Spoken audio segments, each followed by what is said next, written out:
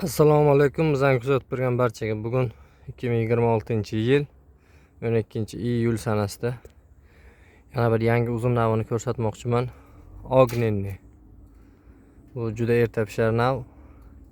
Pishish muddati 95 kun, 100 kun. Pishganiga buni ancha bo'lgan. Internetda ko'rganimda qizil edi, bizada mana bunday atlasli svet bo'lib qoldi mana. Bir qizil, bir sariq, mana shunaqa holatda bo'ldi. To'g'risini aytganda buni unchalik menga yoqmadi. Men shirin uzumlarni yaxshi ko'raman.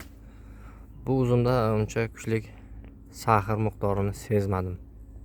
Bu pishgan, qarsildoq, hammasi joyida, lekin saxiri juda past. Endi bizada shunday bo'ldimi yo boshqalarda yaxshi bo'lsa, iltimos kommentariyaga shuni aytib qo'ysalaringiz, xudo xolasa maslahatlashardik. Ko'rinishi mana shu holatda, kattaliklari, qarsildoqligi juda ajoyib, lekin saxiri past.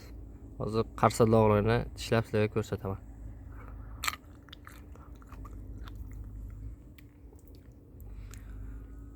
Qarsildoq, suvlik, lekin tam past, juda past. Turshmas, lekin unchalik kuchli shirin ham emas. Mana shu holatda pishgan. Ognenni mana. Atlasli svet bo'lib mana shu holatda pishgan. Hozir ichini ham ochib ko'rsataman.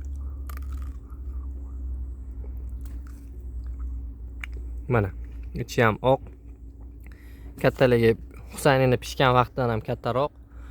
Xo'p, mana Husaynlarimizning holati, mana bu Ognenni. Lekin bitta minusi saxiri juda past. Mana shu holatda. Erta pishishi juda erta pishadi. Buni pishganiga ancha bo'lgan, lekin bizada o'sha internetda ko'rganimizdek qizg'ish bo'lmadi. Mana shu holatda bo'ldi. Xudo xolasa mana shunaqa uzumlar ham olib kelgan uzum navlarimiz ichidan chiqib turadi. Sog' bo'linglar, salomat bo'linglar. Bizani kuzatishni davom etinglar. Biz sizlarga yangi uzumlar ko'rsatishni davom etamiz.